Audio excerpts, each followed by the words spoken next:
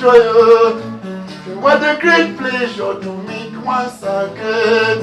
What a great pleasure to meet each other. What a great pleasure to meet old schoolmates. What a great pleasure to meet old classmates. After many years, women. After many years. Whoa. After many years. Yeah. After many years. Auntie. After many years. After many years. My father. After many years. After many years. Enjoy yourself. Enjoy yourself, enjoy yourself, enjoy yourself, enjoy yourself, enjoy yourself, so.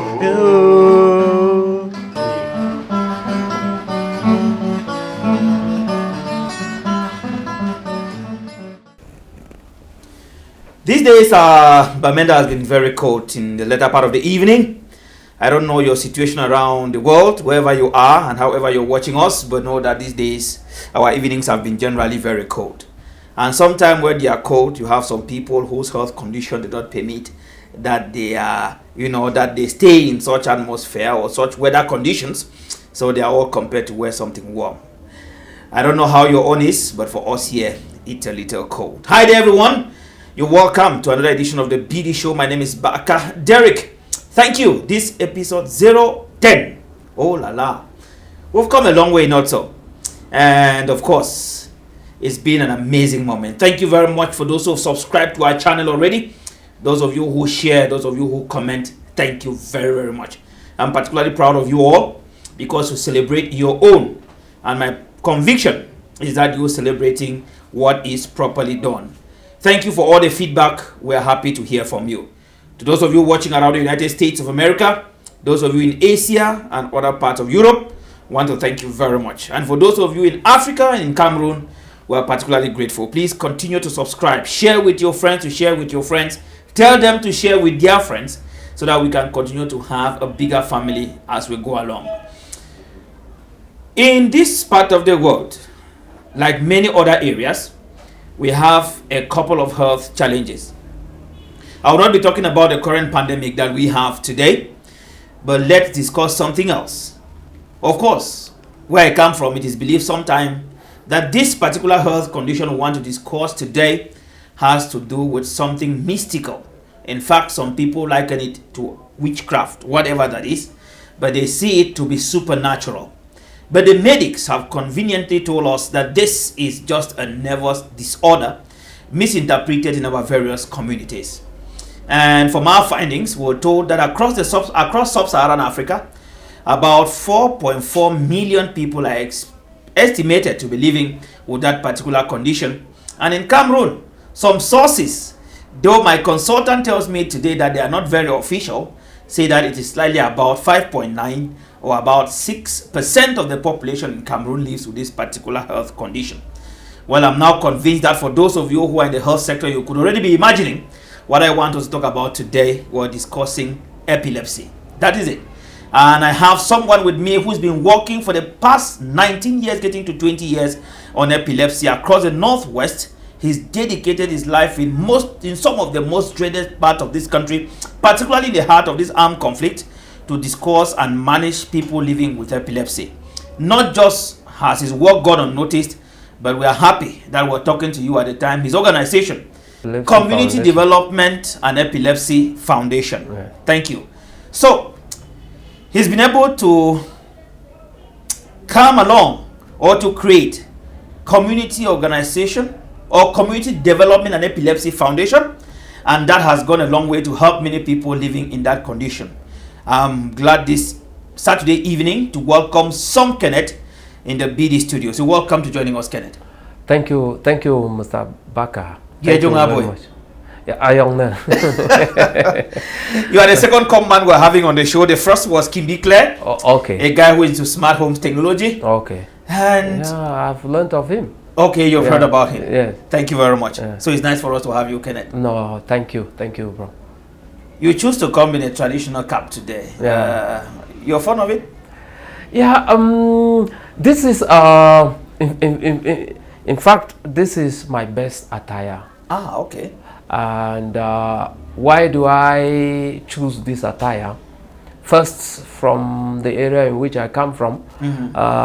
In fact, we're living in an Android world, and it has made me even to wear a trouser. My father used to dress like this, and he had, before he died in 1973, he had worn no shoes. And the first day, my father wore a pair of shoes, and those were slippers. He had to go to bed to sleep with the slippers on him. You know what it means? Yeah. And so it was just because of the excitement.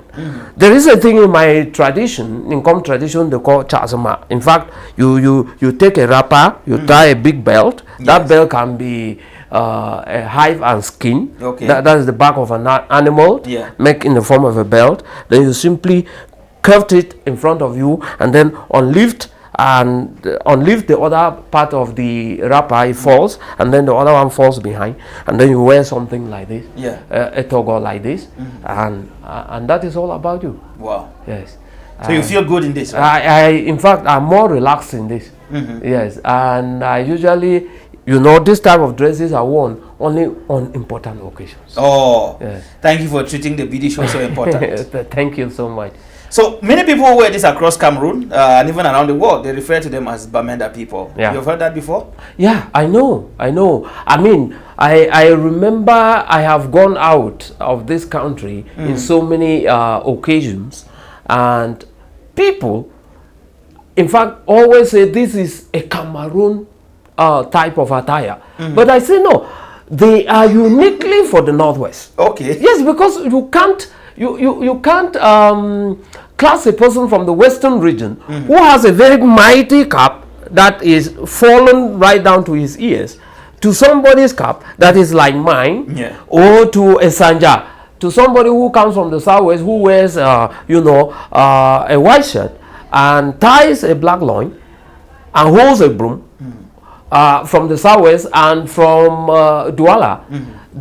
That is a Cameroonian attire. Cameroon has close to about 250 something tribes. Yes. And so expect it to be as such. Okay. And so even when you come to the Northwest, the type of attire like this, traditional regalias like this, they differ. I come from Com, I can easily depict which one comes from Com. Yeah. Yes. And which one comes from, from Momo. And when you go to Momo, which one comes from Gi? And which one comes from Oshe? Hola. Which one comes from Batabo? From it looks like we're going to turn our session today to an anthropology session. So those are, in fact, a typical Northwesterner should be able to distinguish which type of atogo and how is it made. Okay. In fact, if you watch that of Com, the necks are mostly made with the hand. Whatsoever they do, because others do theirs with a tailoring machine. But if you look at the neck of a common's own, that is typically made from Com, is usually made with the hand. Wow. You speak so passionately about Com country. I have a friend who is a priest. He calls Com country. Yeah, and he is right. Okay. That's a whole, in fact, I think that Reverend Tata Mbwe, who has lived in Com, should be able to tell you more about that. Yes. He is actually the one. Yes. Yes. We're sending our regards to Father Tata wherever he is. I hear he has published books recently on some of the things I'm very passionate about. That's the institution of the phone in the Northwest. We hope to have Father here just anytime soon. As soon as we have Father Tata here, we have that very strong conversation of the institution of the phone. He is an anthropologist of exceptional class, a communicator super skill. We'd like to have Father here. Thank you very much for mentioning him, Kenneth. Yes, so when you wear this in many places and you're talking about it, insisting that it's from the Northwest, do you feel comfortable when they call you a Com man, a Bamenda man? In fact, let me share with you. In fact, wheresoever I go, to be very candid to you, even in the markets around Bamenda here, I'm tempted at times to speak in my dialect. The Com language, I know that when I say this, we can have another second war in the Northwest or another second crisis, because I always say that the Com language is the #1 language of this region. And I think that if you get to I'm not prepared for that debate right now. Yes. That's okay. That's okay. Yes. I'm not prepared for that debate. Yes. So I'm so passionate about that. Yeah. Just simply because you know, it tells you where you come from and where you are going to and where you shall be buried and where you have to live. Oh, that's Itamiko. Yes, exactly. Well, my regards to Lycom, man. It's good to have songs like this. They're very proud of you. Yeah. You know, they're very proud of where they come from, Yeah. and it's so pleasing to have you. Thank you very much, Kenneth, once again for coming. Yeah, just to highlight something. Yeah. You know, my name is Nsom Kenneth. The other one is Ninyung, and Nsom Ninyung, which means alone. Okay. Yes. Some usually this is what most Com people do not know, but since I had held the back of my father when he was in Chino in the palace in Laecom, you know, the names some were typically names given to people who were either born during the time in which Afuakom was carved or during the reign of the Fon who carved the Afuakom, who was from some. So when you get some people's names, that is either you're born during his reign or you were born because your father had lived during that reign or because just to honor the Fon who carved the Afuakom. Yes. Interesting. You made mention of the Afuakom as one of the things that make the Com people stand unique in the world. Yeah, yeah. Is there other thing you want to add to Afuakom that makes you people unique? You've talked about the regalia, you've talked about Afuakom now. Yeah, right. You know that thing? Yeah, one most important thing I should talk about. And maybe Itangikom. Yes, and Itangikom. You know, thank you, Mr. Derek, because you are very unique. You know what the Com language is. Because some people are tempted to say Bicom. Once you say Bicom, it is just like Banso, like you will say, for example. And it is not, you know, the language. You know, the language of a Sok person is a Lamsok. Yeah. And so the language of a Com person is Itangikom. It's not Bicom. Okay. You know, so I'm clarifying this because people always make these mistakes by saying that people from Com are Bicom. No, it is Com, simple. That's a whole tribe. Yeah. And then their language is Itangikom. Good. People from So have their language as Lamso. Yes. And that is that. People from Kame have their language as Wimbo. You know, so that is that. And in fact, to be very specific about Com people, there are certain type of food kinds that they eat. Fufu with the condition. In fact, fufu that is not like any other fufu in Cameroon. In fact, I would like to say Cameroon. Yes. Because in the northwest, people make their type of fufu where you can put your hand and it burns you. Yeah. No, with us, you can carry it even on a bare head. Oh. Now, why do you do that? It is because, you know, it is believed that the common were warriors. And so you could curb your food and move to war without any hindrance. Yeah. You know, this Android world makes theirs where even when you touch it, it burns your fingertips, you know. And they do that with what they call kata. In the whole Northwest, this is a common thing. But in Com, it is a little bit different because they don't fry it. They do it with, let me say, raw oil. Raw in terms that they don't fry the oil. They don't even warm it. It is the warmth from the chicken that hits the oil, you know. And they make it in a traditional bowl. Yes. Call it fuku. Which is carved out of wood, you know. It is fuku and it is flat enough. And so they chopped it up in a way that you remove it, nobody even looks at the, inside. Sometimes the real way of dividing or sharing it or distributing is to lift off the fuku up and then you are removing you yourself, you are not even seeing what you are removing. So that I know that this is Mr. Derek, he is my friend. Yeah. Or Tada is my friend. I should not carry more than what is expected. Okay. Because I know him. So you remove and you give. Whether it's a feather that comes to you, thank God, you have taken your own share. Yes. And so that is how it is. And then the next one, which I like most. Just very quickly, less than 30 seconds. Is Nkwi, you know, to make this drawing liquid. Yeah. You know, some people hate it. I like it. It strengthens your joints. And it gives you, in fact, let me tell you that it has some calcium in it. And it is very good when you do it. You eat it, I mean, you have to cut it and then cut it in a very magnificent manner, in a way that even a young girl who dashes into the house should be able to admire you because of the way you cut it off. Yes. Thank you very much, Kenneth. Yes. So, allow me to take a quick break here. Thank you very much, Kenneth. That's amazing. There's no better way for you to celebrate the Com people today than exactly the way Kenneth has done. I want to thank you very much, Kenneth. We're going to be taking a quick break here. Now, when we return, it'll be time for us to get into the crux of the matter for today. And don't forget that still to come is my take and a couple of other things. We'll be right back just after this break.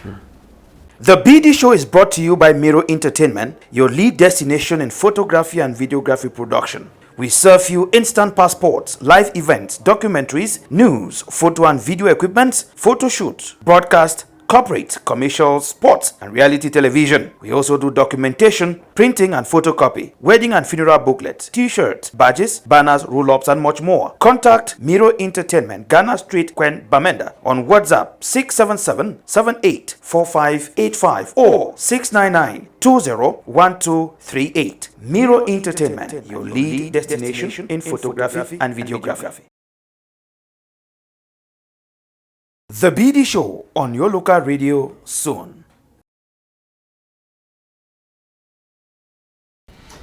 You're welcome back. Today we're discussing epilepsy in the Northwest and globally, but our emphasis will be on the Northwest, noting that Community Development and Epilepsy Foundation has been working in this region for a long time. They have grown national, international, and our interest will be here. The statistics, which I shared at the beginning of the show, indicate something. I'm not sure whether you are aware of those statistics, but in my research for this program, I got statistics indicating that we are about 5.9% getting to 6% of the population affected by epilepsy. True? Yeah. I don't. In fact, I don't know the source, but usually sources are supposed to come from the Ministry of Public Health in the country. I got this from a journal actually, published by someone, I think it's a research fellow. Great. Yes. Now, that is not an opportunity for us to debate. Yes. Because first, in the world, at the world level, there are 50 million people that have epilepsy. Okay. And that is why last year, at the beginning, you know, the World International Epilepsy Day is usually celebrated on the second Monday of every February. Okay. And last year, CODEF carried out activities both in the Northwest and in the Central region. And the theme for that year, or for this year, 2021, was 15 million steps for persons with epilepsy. And they were raising awareness all over the whole world, that the world should be aware that the population of persons affected with epilepsy, there are 50 million. In Africa, there are 10 million. Now, ask yourself, I am one of the steering committee members for the International Bureau for Epilepsy, for the African Regional Committee, and our priority objective is making epilepsy a national health priority in African countries. Okay. Now, you have just asked a very important question. What is the statistics of epilepsy in this country? In fact, I should be able to share with you that at the world level there are 50 million, there are 50 million at the world level, but in Africa there are 10 million. In Cameroon, there is no yet known epidemiological statistics on epilepsy. Okay. In fact, you could read what researchers have found out, but the declaration from the Ministry of Health, as far as I know, and with the conversation that I've had with people who are specifically in charge of epilepsy at the ministerial level, is that there is no statistics whatsoever. And so I can proudly tell you, without any fear of contradiction, that the only statistics we have for now are those that CODEF has collected in this region and parts of the southwest, and maybe Tombel, Mbangem Health District, about 3,000 that we have the statistics.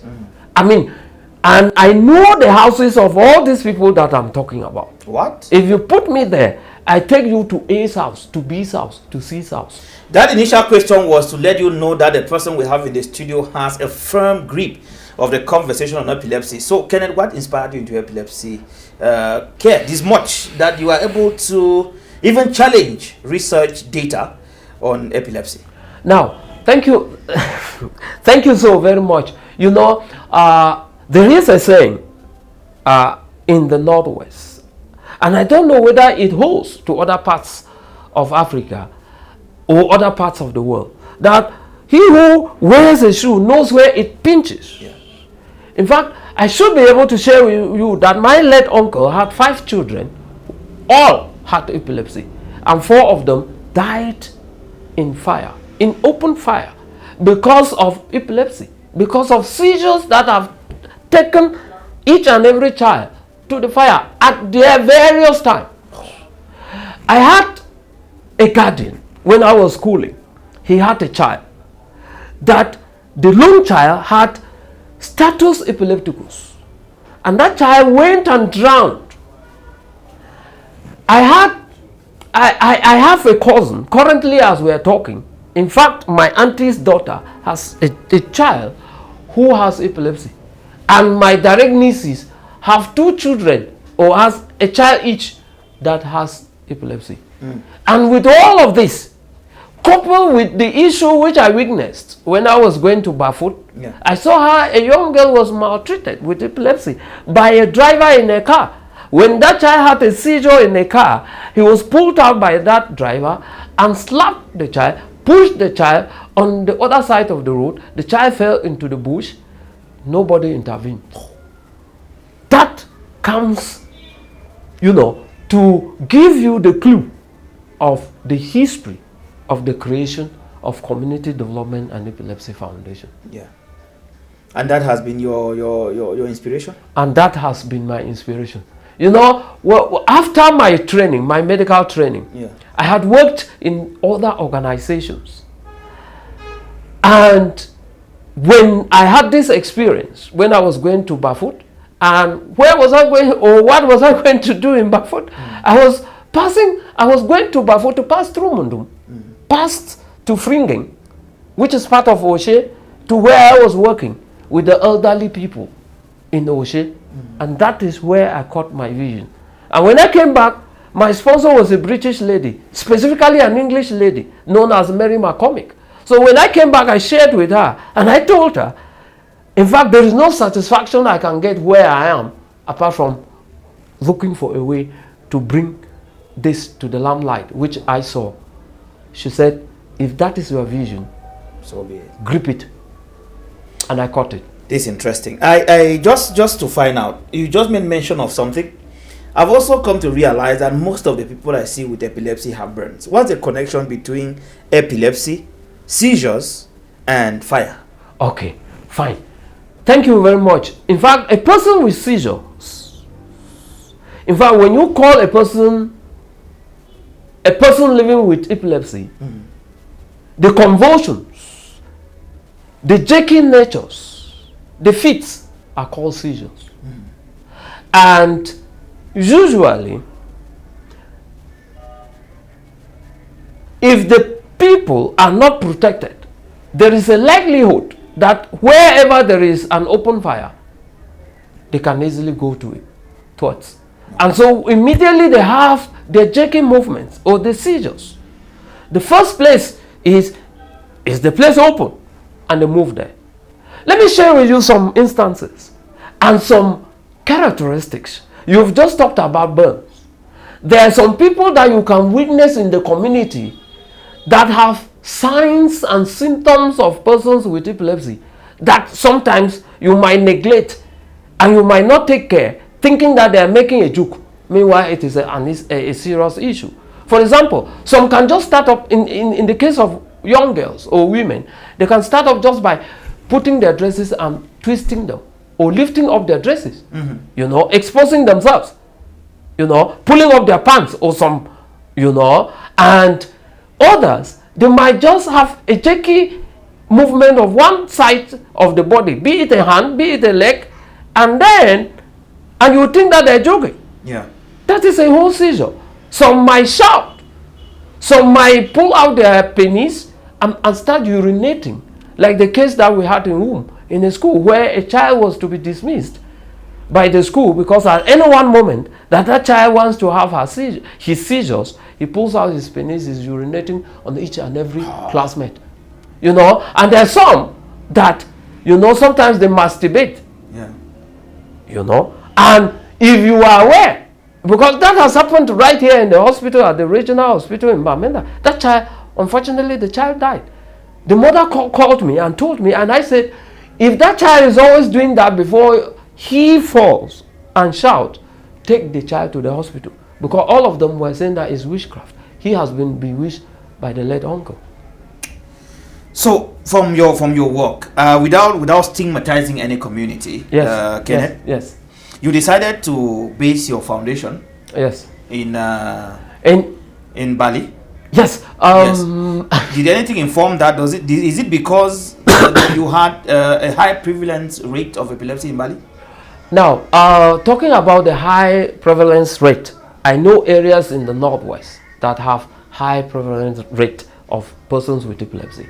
You know, collecting statistics, I could have still been me in Bamenda. Yeah. But being a person who has lived in towns for years and in so many towns across this country, I decided to go closer to the people, live in the village, see what they do.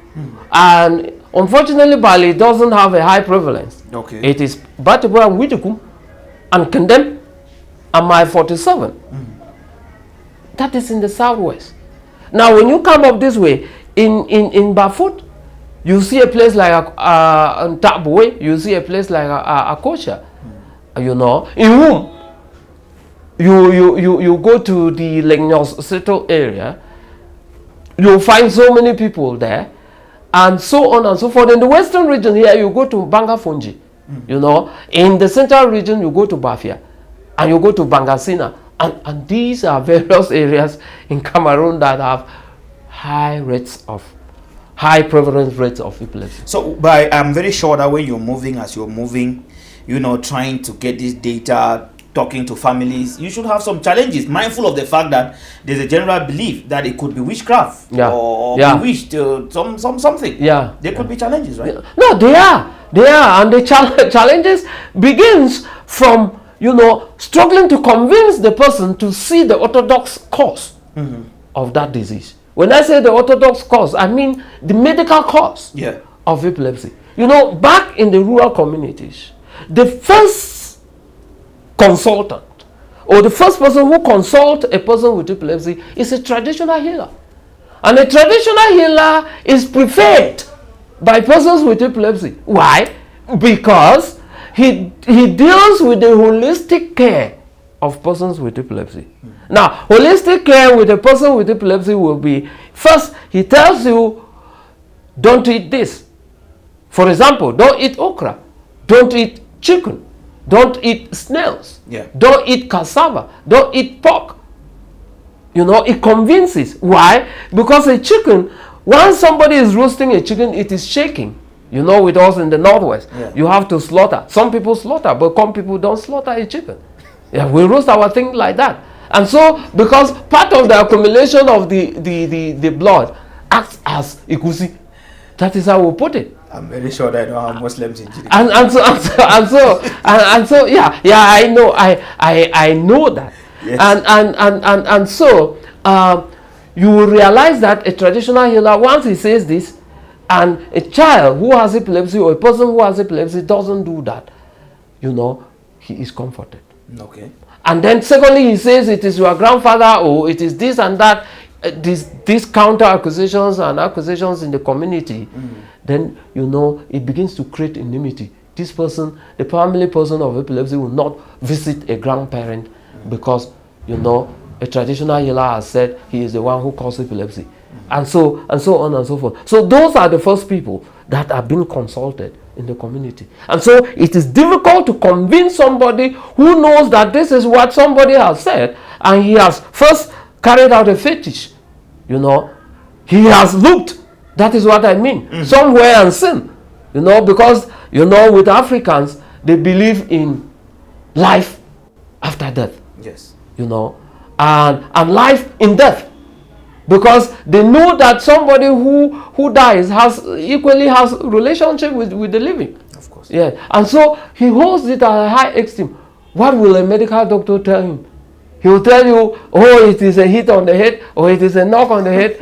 That is not interesting, because the personalistic belief system of human beings is they are more interested who or what has caused this. What has caused it? Yeah, they are not interested in why is this happening to me. All right, thank you very much, Kenneth. When we return from this break, it will be time for my take.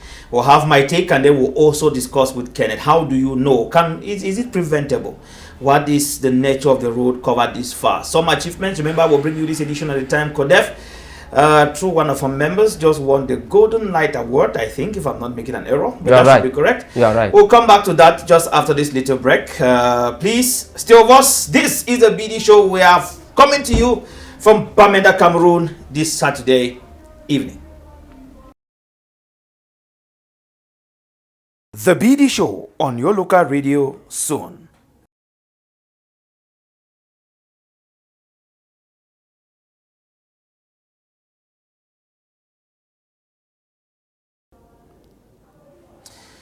You're welcome back. Thank you.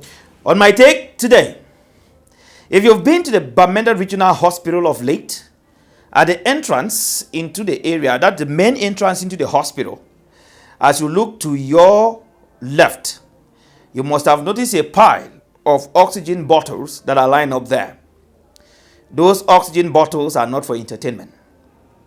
Those oxygen bottles, a majority of them have been used by people who have trapped COVID-19 in its different forms. My experience in the streets of Bamenda is that as I move from one area to another, particularly with my mask, because as you see I'm on the show, my mask is quite close to me. I wear this very often. I have lots of reminders from people on the streets about why am I wearing a mask? Is there COVID here and this and that and that? Please, if you've chosen to accept COVID or to claim that it doesn't exist, make an effort not to discourage others whether it exists, or make an effort not to discourage others that it doesn't exist. Spare people the lectures you continue to give around the city of Bamenda about COVID not existing, and allow people who want to take their medical decisions take those decisions. People are dying on a daily basis. At least if you have not been able to see the cases around you, maybe because of reporting nature, at least you watch television. In Europe and other parts of the world, with the sophisticated nature of their medical equipment, they are losing lots of family members to COVID. We virtually have no medical care in this part of the world. Even if we manage to have, it is too small compared to what exists elsewhere in the world. And therefore, what's my take? If you have taken your decision not either to receive the vaccine, not to wear a mask, not to use hand sanitizers, please allow people who want to do so to do so. It is their health. It doesn't cost me anything wearing my mask. I don't lose anything if I don't wear the mask, but obviously I'll gain something, even if it's not COVID. I'm not going to trap the common influenza virus that comes across from catarrh and cough. Even if I decide to wash my hands always, I don't lose anything washing those hands. I only gain, because obviously, being the man, I have to sometimes hold my private part to ease myself.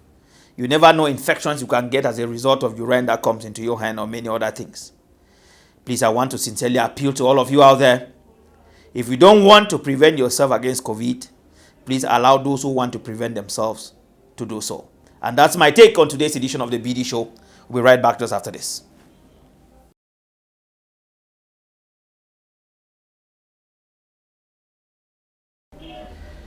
And you're welcome back. Kenneth, nice to be with you once again. Thank you, sir. Yes, we're discussing epilepsy, but maybe you want to make a comment on my take on COVID. Yeah, I think, thank you for giving me that opportunity. First, I have to talk about the mask. There is a slogan I have. I don't have my mask here, but it is outside because I knew that we were coming in here and we will be talking. Thank God we are, respecting the barrier measure of 1 meter apart from one another.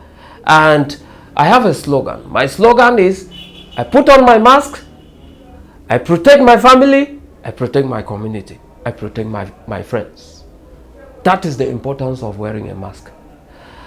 Talking about COVID, let me share with you that one of my best friends that we used to talk on daily basis on how to work on epilepsy both in our individual countries and at the African level died 1 month ago in Swaziland with COVID.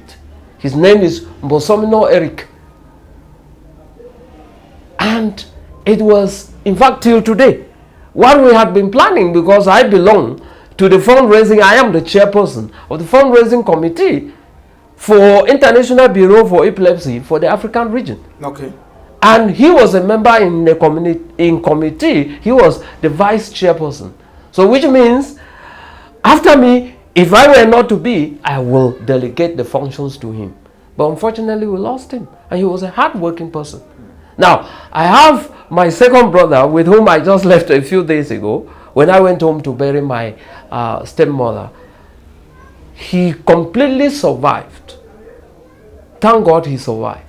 Because he's somebody more than 60 with COVID. And when he started, he rang me here and said, I'm just having some kind of cough. I cannot breathe well. I can't even walk. I said, go to the hospital. He said, no, I'm going to manage it at home. I said, no, you don't manage such things at home. And he kept being at home until when the wife called me, I had to, before I could rush from here to Njinicom, to get him to Njinicom Roman Catholic Hospital. He could not breathe any longer. Yeah. Thank God he went. It was just mere resuscitation and medications. In fact, he had medications that he became tired of taking those medications. So why should we not put on our masks? I mean, to avoid this, just taking drugs, so many kinds of drugs, is quite burdensome. All right. Thank you very much, Kenneth. We're going to leave COVID now. We're discussing epilepsy.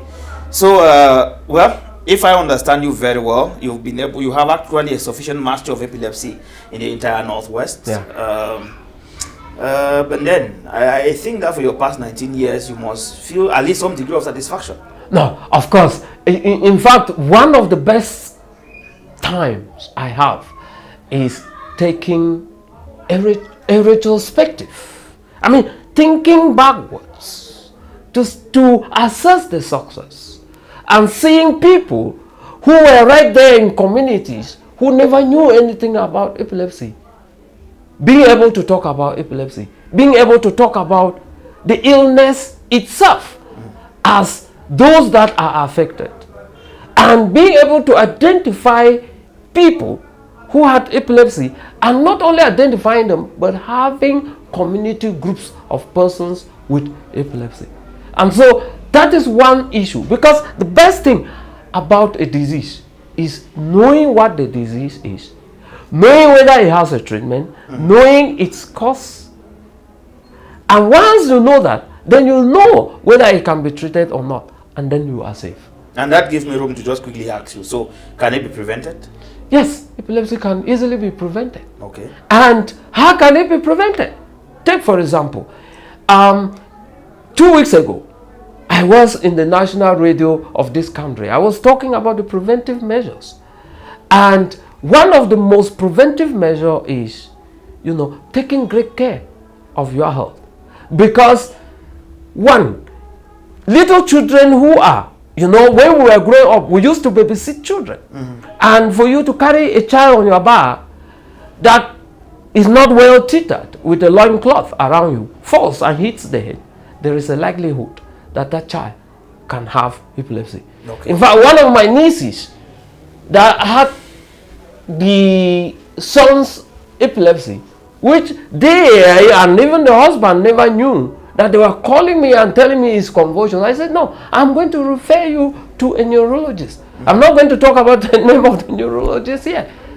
They kept refusing. I said, I know what has happened to that child. Take the child to the neurologist. Until they argued and finally took that child to the neurologist, that child was diagnosed having epilepsy. Now, midwives can, poorly care for a woman during birth. Okay. And that child can easily have epilepsy. How did that occur? When the child was coming out, now the head of the child was a bit bigger. And so there is a model of holding it. So they had to use a forceps. And a forceps is something like a scissors, where they grab the child's head and pull. Not using the manual hands, which is the best method. And so that is how you know that the brain of a child, at that very few weeks or days of delivery, are very fragile. So the child's brain was tampered with. And so the child had to have epilepsy till today. And so midwives have to have a lot of knowledge as far as epilepsy is concerned. Now, praise who won an award, which we were talking about it out of this, was she had her own epilepsy because the elder sister placed her on a table and left her alone when she was young and went elsewhere, and the child fell and hit her head, and that is it. And so this is coming to say that if you are climbing a bike, you need to have a helmet. And that is why formerly, before the crisis, you could see that most of the American Peace Corps volunteers that are here, if you are found by any Peace Corps manager here in the Northwest that you are a Peace Corps volunteer, that you don't have your helmet either on your hand or you are climbing a bike, either it is yours or a public bike, without your helmet, you'll be sent back to US, because they knew the importance. Wow. So now, can we already say for sure that despite the complications, it has a treatment? Yes. There are two core. In fact, if we want to talk about the preventive measures of epilepsy, there are many. There are two core causes of epilepsy: the identifiable causes and the non-identifiable causes. The identifiable causes are causes like genetics. Sometimes it can just flow within the family, and sometimes it skips the future generations. Yeah. I was talking about my cousins. I was talking about some people, but in our line, we don't have. You understand that? So it is genetic. And then, secondly, head trauma is an issue. Head trauma causes epilepsy, and even meningitis, malaria, cerebral malaria causes epilepsy. And so, one way to prevent epilepsy is treat yourself once you have malaria. Treat yourself once you have meningitis. Treat yourself once you have worms. Avoid bright light, because those are predisposing factors. Sleep well. Eat nutritious food. And that is why one of the myths against not eating this kind of food with persons with epilepsy, the solution is simple: eat. If you don't eat, it triggers epilepsy.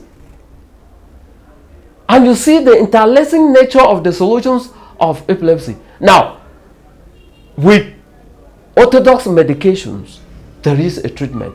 Now, treatment is different from cure. Cure means a complete elimination of the disease. But treatment means there are drugs available which can control. And these are two distinct things that people need to be aware.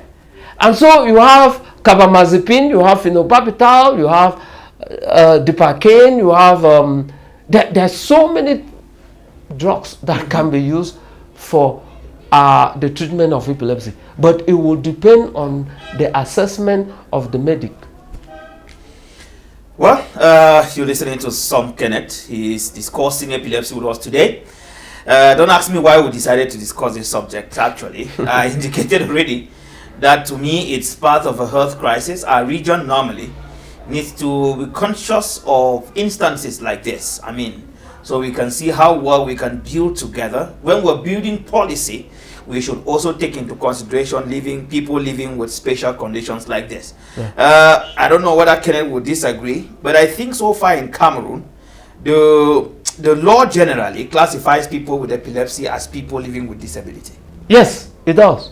It does, specifically persons living with mental disability. And if to me or to an organization like Community Development and Epilepsy Foundation, call it CODEF, we don't agree classifying them as people with a mental disability. Because when you accept that there are people with mental disability, first you are stigmatizing them. They have a mentality that they are mad, and so they need to be taken and kept somewhere. And that is very important. Once you cancel that issue and know that they have a disability, because if you go to that disability law of 2010/002 of 13th April 2010, it defines who a person with a disability is to you very clearly. Yes. And classifying a person, and that is one of our advocacies in this country and Africa and the world, that they should not only be classified as persons under specific disabilities as mental disabilities, because they have multiple disabilities as well. Yeah. This is an interesting conversation we're having with Kenneth. Well, it looks like epilepsy still needs to find its place, because generally policy is completely absent. Policy is absent, and I don't know what CODEF is doing, because you cannot be working for these past years and you don't put in some time trying to make epilepsy part of policy in the health policy generally that governs this place. Thank you very much. And when you talk about policy, you're talking about advocacy. And to be very candid to you, epilepsy is yet out of the shadows. It's a hidden disease where nobody talks about it, both in the medical sector and even in the public. Nobody talks about it. Now, if you have been monitoring the situation like I have been doing, the prevalence is increasing. Communities where I knew in my village, because I come from and we have this belief that if you have been to Bello, there is a place they call Acha. I mean, before you negotiate the bend to cross to Sendi. In fact, somebody was shouting when he saw me carrying somebody in the middle of the road that had fallen in the middle of the road, and he was having fumes, saliva coming out of his mouth, to put on the side of the road. And they were saying that as you are going to carry that person, in fact, the fumes will cut off and you will die. You know, that is the mentality of the people. And if you go just there, you would realize that the numbers are increasing. They're increasing. And there are so many causes, like we were talking about. So you're saying that now if I touch someone who has just had a seizure, yes, I will not contact a no, person? epilepsy is not contagious. That is what you are saying. Okay. In fact, you need to see me clean and bathe them. Yes, or clean their wounds, like you were talking about. In fact, there are instances, and you need to go to our website to see all what I do. Yeah, first aid measures, and that is that. And there are information, in fact, all over the place. And now, coming back to policy, like we were just talking about, epilepsy has not been incorporated into the whole development plan of this country, be it at the regional level or at the district level, where operational activities of health are taking place. At the national level, I appreciate the government for doing what it has done by appointing a focal person for epilepsy. But what then are the activities? For this year, there is no activity as far as epilepsy is concerned. And so when you go to the health sector, the health sector strategy 2016 to 2027 of this country, you will realize that the information about epilepsy is that the health development plans on epilepsy is not optimal. And not optimal means to you that it is not enough. And I'm happy that they are the ones who are accepting it. And when I went as far as digging out, I realized that there are two major things, only two documents. The management guide for medical personnel and the community guide. That's all. We'll be taking a quick break here now. When we return, it'll be time for us to conclude on the program today. But of course, one of the things we're celebrating about Kenneth is that he's one of our unsung heroes that we have here in this part of the world. Yeah, if you ask me, he's into an area where even myself, you heard me when I asked him about touching someone with epilepsy and not being contaminated. It could mean that I come from that particular background where we think that people, just touching people with epilepsy, you can contact epilepsy. He says no. He's actually one of our unsung heroes, and we're glad to have him here on today's edition of our program. When we return, we're going to conclude our conversation on epilepsy and discuss some preferables, some of the likes, some of his likes and dislikes. We'll be right back just after this. Please don't go away. Still having Nsom Kenneth. He is the founder and promoter of Community Development and Epilepsy Foundation. Thank you. And we're happy to have him here. Yes. That's CODEF. Yes. And we're happy to have you. I described you a while ago as one of our unsung heroes because you dared into an area where very few people will really want to try. Exactly. Thank you once again, Kenneth. Thank you for taking care. It looks like a very minor population. It doesn't look like a real problem until you spend time to analyze it like this for someone to understand how much sacrifice you make. Exactly. With very little or no support to have this done, right? Exactly. So if you had an appeal to make, maybe you look at that camera. You think that is important. Any kind of support, any kind of thing to get going. But before you do that, please let me just congratulate you. I have information that recently one of your members won an award. Yeah. That's the Golden. The Golden Light Golden Award. Light Award. Yes. And that's a Besong Press. Takang? Yes. Besong Takang Press. Okay. Besong Takang So Press. congratulations on that first. Thank you very much. Now, Press happens to be one of the award winners for simple reasons. The Golden Light Award is an award internationally given by International Bureau for Epilepsy to persons that live with epilepsy. That must have impacted the communities in which they are living. That must have impacted the lives of other persons with epilepsy in the community in which they live. And that must have impacted their own organization in which they belong. And thank God, Press has been a very hardworking girl in Community Development and Epilepsy Foundation. So most very say quickly, congratulations once again. Thank you very much. What's your favorite food, boy? I have no two other foods that I can eat. My breakfast is fufu corn, be it with huckleberry. Dinner and supper, same. I will have no problem. How do you call that in Italian? Okay, we call that abai numbers. Abai numbers. Yes, and you can make a variety of numbers. Yes, Kate, that sounds a little exaggerating, right? How do you say that you can eat abai from morning, afternoon, and evening? No, I don't have constipation when I eat abai. Yes. Okay. What I mean by not having constipation is that I don't lose appetite. Yes, I can eat that. In fact, get me up at midnight. That is the best food I will eat. Rice, in fact, I can eat a bowl of rice. I mean, in the next 3 to 4 minutes, I will be very hungry. But if I can eat just a loaf of food, let me tell you, I can live throughout the day. Well, that sounds like a similar experience with my people. For us, when you eat rice, you eat plantain, you eat any other thing, and someone will tell you, for the family person, for exactly. But when it comes to food, it says yes.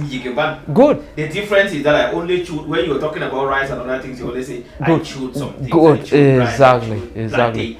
But for fufu, they say I ate fufu. Right. Right. Yes. You like music? Oh, I prefer gospel. I prefer gospel. Yes. I prefer gospel and a soul touching type of cool music. Okay. Yes. And those that I like are mostly old timers like Prince Nico Mbarga, who talks about Sweet Mother, and those are things that make me feel at ease. But this one, I chop your money. Those are meant for the Android community. So when you are having a buying, listening to some cool music, exactly. You drink something? Yeah, I really do that. I really do it. Yes. In fact, if it is Nkang, like we call it in my dialect, I know that others will call it Sha, and others will have other. Yeah. But in fact, if you are my friend there again, if you are visiting me right in the village, the nice thing I should do for you is let me get you a whole chicken, I get you some fufu corn, and I get you, a calabash of Nkang. Yeah. In fact, a calabash, because we don't have palm wine. Mm-hmm. Yes, like a Batubo man will do. Yeah. Yes, and that will, in fact, that is the most respectable level in which you can welcome your friend in come. Wow. Yes. What do you think about women who are not married or men who are not married? To me, I don't have issues with people who are not married. Yeah, and the issue is they are all decisions made, you know, by people. You know, because you are married, you don't need to impose somebody, on somebody to get married. In fact, one thing I believe in is that when your time reaches for you to get married, in fact, you have the age you have that age, and unless you get married, that age will never get off. Because in fact, at one moment, you will leave before you want to go home, you will feel, you know, the necessity of a wife. Yeah. Yeah, because if you were in my shoes, sometimes I leave my house at 6, I get home at 8 p.m. And by the time that you're getting home at 8 p.m., if there is no wife, you have to boil your water yourself. You have to cook your food yourself, else you go hungry. Okay. And so to a certain level, a wife is equally important, just like a wife can at the same time be a knife. Yeah, because sometimes when you come home and you are very tired, you can have pesting. You may be complaining about a child's school fees, you know, and you are thinking of the type of wound that you saw that a person with epilepsy had in the village. That's right. You know, you become so worried. Well, thank you very much, Kenneth. I'm so happy to have you. Thank you. I don't know how else we're going to thank you, but to say the least, you are one of our unsung heroes in this region. And particularly as the program celebrates those who make this region, I want to again thank you for thinking of that minority. It sounds like a small group, Yeah. but it's an amazing job you're doing. Thank you very much. Yeah, thank you so very much. Well, we had time to talk with Kenneth. I don't know what I have time to do a quick summary of what Kenneth has been telling us today. One of the keys that we must remember is that epilepsy is a reality around us. He got inspired many years ago, 19 years ago, when he started working on this, and to him, people with epilepsy were treated almost like outcasts. They were given some poor treatment, and that inspired him. He's moved quite well across the northwest and southwest, and he says that there are no available statistics, but at CODEF he can identify even the homes of over 3,000 people living with epilepsy, and these people continue to need our care. Well, Kenneth also reminds us in today's edition that in as much as there is no national policy on this, also available statistics, this organization has been working extremely hard to make sure that these people get light. The member of the committee for fundraising and other groups at the national and international level for epilepsy believes that if we all work together, we can prevent epilepsy. He says that it's preventable. We avoid unnecessary falling, hitting of the head, management of children during delivery or childbirth, and a couple of these things we can prevent. He also admits that there is some treatment for epilepsy, but then we must be very diligent the way we go about this. Kenneth is a very proud cowboy who believes very much in the language of the Kom people, their attire, their food, and every other thing. I don't know whether we're able to do a summary, but time is catching us now. I want to thank you all for watching, and I'm particularly grateful, Kenneth, that you came. Please do continue to do your good work. Somebody is watching. Thank you very much. Thank you, my brother, and I hope that we have many more opportunities like this, so that I talk, bigger and in detail, because there are many other things that we haven't talked about epilepsy. Until we meet again, same time next week, we want to thank you all for continuously watching the BD show. Please continue to subscribe. Episode 010 was a very special edition for us, and we thank you, those of you who've even just called. Marie Oben, who was our guest on episode 08, who came to record and had an accident with us. We want to thank you very much. For those of you who've called, for those of you who have supported her, we're sincerely grateful. Please continue to do that. She all needs our help together. She needs our continuous support, and we need to stand by her.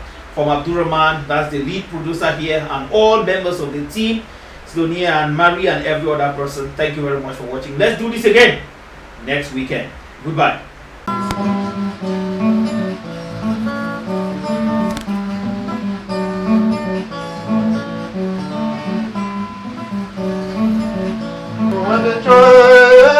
What a joy, what a great pleasure to meet once again.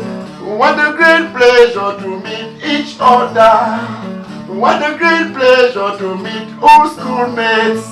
What a great pleasure to meet old classmates after many years.